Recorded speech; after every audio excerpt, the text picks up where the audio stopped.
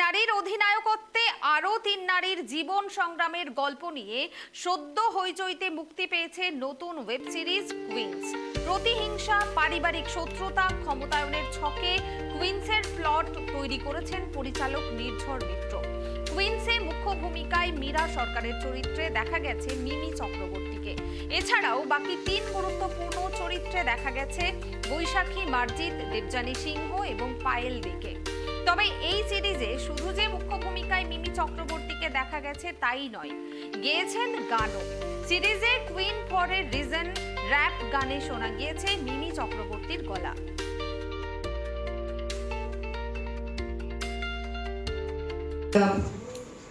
পুরুষতান্ত্রিক একটা সমাজে even the industry is very much patriarchal, so সেইখানে এরকম নারী কেন্দ্রিক চরিত্র পাওয়াটাই সবচেয়ে বড় ব্যাপার। ফার্স্ট এ আর কুইন্স বলো, queens is about all this ladies which are sitting right here.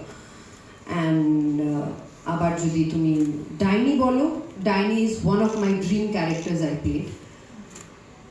আর কুইন্সেও যদি তোমরা দেখো, there is two diversions, মানে দুটো অভিনয় অন্যরকম, দুটো এনার্জি আলাদা, দুটো গল্প আলাদা। যেহেতু দুটো মানে আমি মানুষটা এক হলেও দুজন পাতা এবং মীরা এক্স্যাক্টলি, হ্যাঁ। সো আমি চুজ করতে পারবো না, আমি আমার কোনো চরিত্র হয়তো চুজ করতে পারবো না। হ্যাঁ, কিন্তু আমার হয়ে যদি আমার দর্শকরা চুজ করে, যেমন তুমি বললে, আমার সত্যি হৃদয় ছুঁয়ে গেল যে তোমার এটা মনে আছে। So thank you so much, কারণ আমাদের অ্যাক্টার্সদের অস্তিত্বই আমাদের দর্শকদের থেকে, ভালোবাসার মানুষদের থেকে। আমি নিজেকে বড় করলে বড় হব না, আমি নিজের এই চরিত্রকে ভালো লাগছে বলে সেই চরিত্র ভালো হয়ে উঠবে না।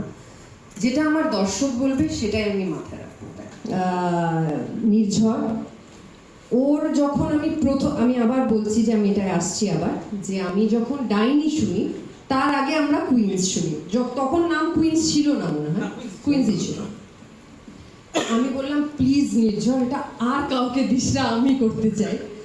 তো বললো যে হ্যাঁ, এটার মধ্যে যেহেতু এত মার পিঠ রক্ত আছে, তো আমরা এটা নিয়ে ভাবছি, দেখি ডাইনি ওয়ার্ক করলে কুইন্স হবে।